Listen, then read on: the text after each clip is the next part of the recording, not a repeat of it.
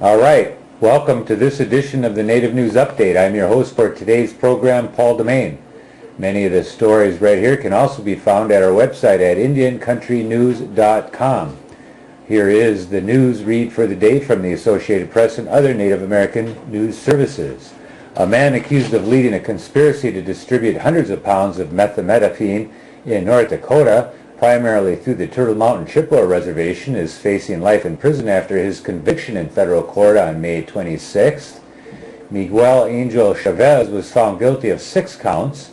The most serious charge, continuing criminal enterprise, carries a mandatory sentence of life in prison without parole. Prosecutors say the operation led by Chavez, who lived primarily in Washington and Oregon, brought in at least 200 pounds of meth into North Dakota, more than any other organization prosecuted in the state's federal court system to date. The Wellbriety Journey for Forgiveness, dedicated to healing historic and intergenerational trauma in Indian country, has now completed visits to 7 sites in the western part of the United States. The latest visit was to the Phoenix Indian School on Wednesday, May 27th, and they report an attendance of over 300 participants.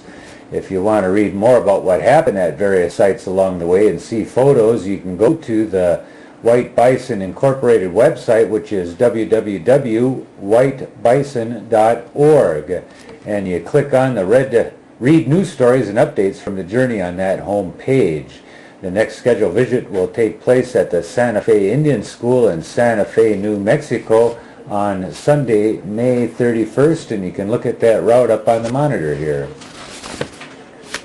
Idaho State Police Captain Lonnie Richardson says a trooper who shot a man to death and critically wounded another after a high-speed chase in northern Idaho has been placed on paid leave.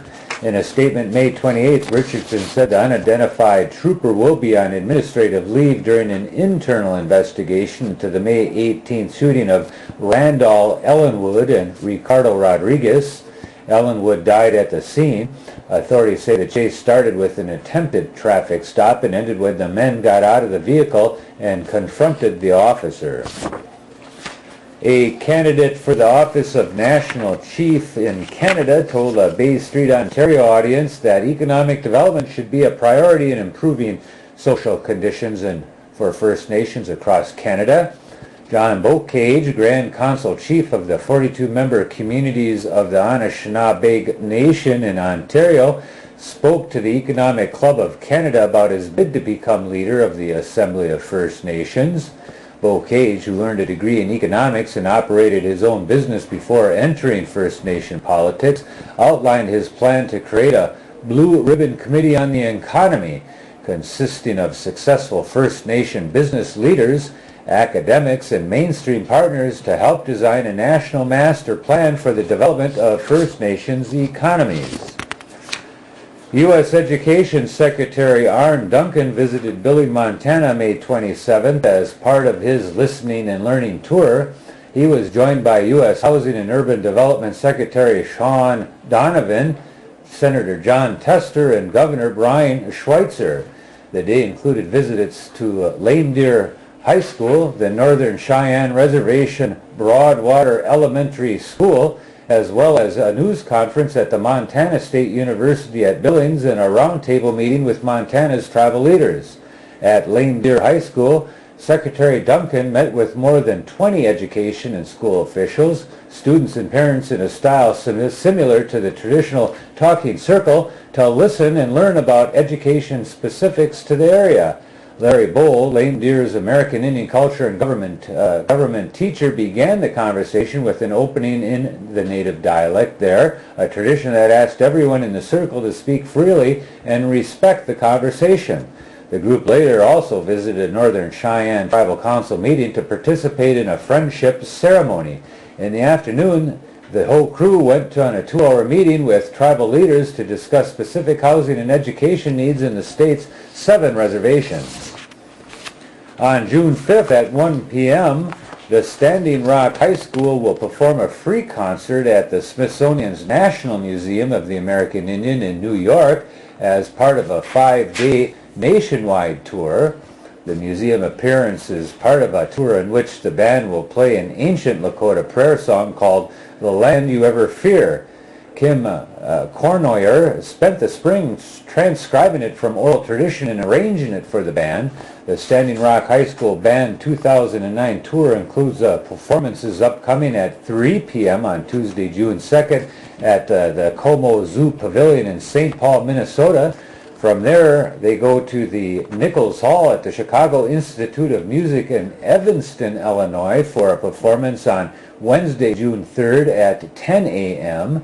And then finally, they go to the National Museum of the American Indian in New York at 1 p.m. on Friday, June 5th. From the 1930s through the 1950s, dozens of Indian nations had their own marching bands made up of musicians trained in boarding schools. A few of these bands survive, such as the Fort Mojave Indian Tribal Band of Arizona and Nevada, which celebrated its 100th anniversary in the year 2006. But today, all Indian high school bands are rare, says Georgia Wetland Larson, director of the First Nations Composer Initiative. Musical education beyond culturally based drumming and singing is also almost non-existent in tribal schools, she said. That makes Kornoyer's program both distinctive and very important. The Land You Fear is a song that Courtney Yellowfat, lead singer of the powwow drum Lakota Thunder, introduced to Kornoyer, which was originally recorded by Francis Dinsmore at the turn of the century. Yellowfat is also the cultural and language instructor at the Standing Rock Middle School. 12 University of North Carolina students are headed to Oklahoma, where they will live in the Cherokee Nation. The students are participating in a new American Studies course called Tribal Studies, the Cherokee Nation, which is a partnership between the Chapel Hill School and Northeastern State University in Tahlequah, Oklahoma. The students started living in Tahlequah on May 24th and will be there through June 14th. They will take classes such as Cherokee language and study contemporary Cherokee arts. In 1938 and 1939, the U.S. government forced the Cherokee to abandon lands east of the Mississippi River and migrate to Oklahoma in a forced march known as the Trail of Tears. More than 4,000 of the 15,000 Cherokee passed away during the trip. And finally, a totem pole in front of the Whatcom County Courthouse in Billingham, Washington, is missing a head, and county officials are asking the person who took it to please give it back. In March, the carved head of Russell Peabody was broken off from the bottom of a totem pole where he and a carving of Captain Henry Roeder sit between two Lummi Indian chiefs in a canoe. Peabody and Roeder built the sawmill along the Whatcom Creek in 1852. In 2007, the county spent $40,000 restoring the 22-foot tall cedar pole, which was originally created by Lummi carver Joseph Heller, in 1953 to commemorate the meeting of Roeder and Peabody with Lummi leaders 100 years earlier. Anyone who has Peabody's head is asked to drop it off at the Whatcom County Courthouse. No questions will be asked. And that is the latest roundup of news from Indian Country on this edition of the Native News Update. We want to thank our underwriters for helping us with this broadcast and you for joining with us again. Thank you very much, and you have a great day.